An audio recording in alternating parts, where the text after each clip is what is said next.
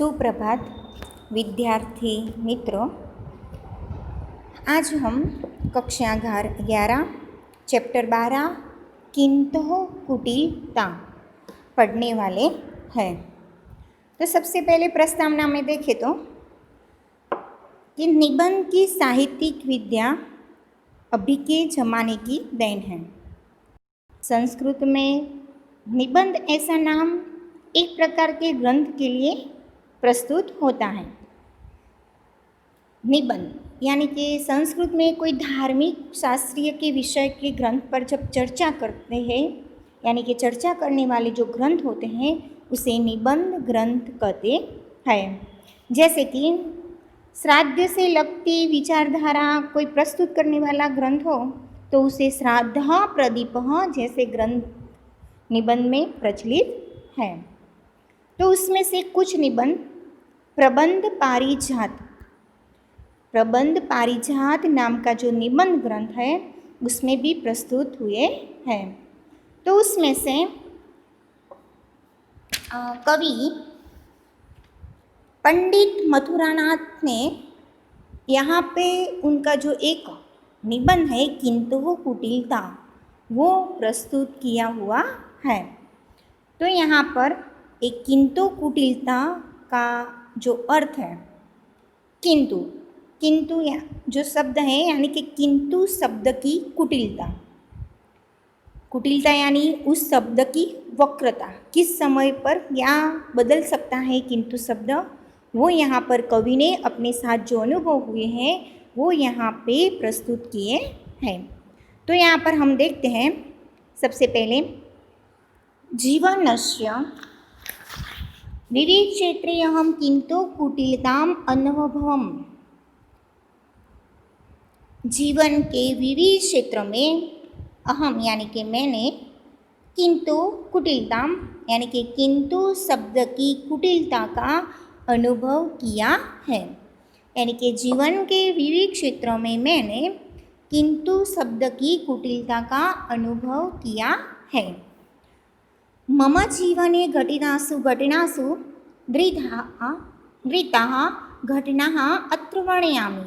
तो मेरे जीवन में, मम जीवन यानी कि मेरे जीवन में घटितासु जो घटनाएं हुई हैं, दृताम घटनाएं यानी कि उसमें से 2-3 दृता यानी 3 यानी कि 2-3 घटनाओं का अत्र वर्णयामि यहाँ पे वर्णन करता हूँ। यानी कि मेरे जीवन में जो 2-3 घटनाएं ऐसी घटी हैं वो यहाँ पे मैं वर्णन करता हूँ। एकदा राज्यतः लब्धाया मम भूमिरभियोगो बहो कालात् न्यायालये चलति स्म।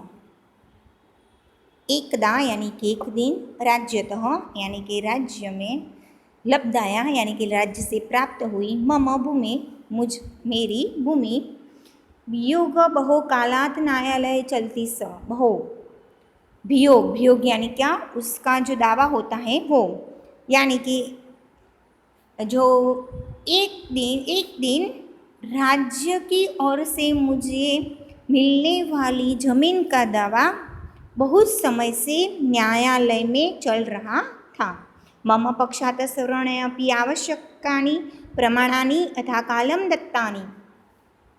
मम पक्षात् यानी कि मेरे पक्ष में से सर्वणापि आवश्यकानि, सर्वणापि यानी कि जो आवश्यक चीज़ें हैं यानी कि प्रमाण पत्र हैं, यथा कालम दत्तानि सही समय पे, यथा काल यानी कि समय, तो सही समय पे, ददाती मैंने दिए, यानी कि मेरी ओर से जरूरी सारे आवश्यक प्रमाण पत्र मैंने योग्य समय में दे दिए।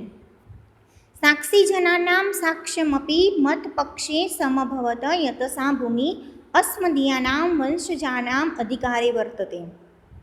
साक्षी जनानां यानी कि साक्षियों, साक्ष्यमपि यानी कि साक्षियों की, मत पक्षी यानी कि मपी यानी कि उनकी जो जुबानी थी, यतसा भूमि यानी कि भूमि के लिए, अस्मदीया नाम उन्होंने जो आधार के रूप में, वंशजनानाम यानी कि वंशजों के, मेरे वंश में अधिकारम वर्तते, अधिकार में आ जाती।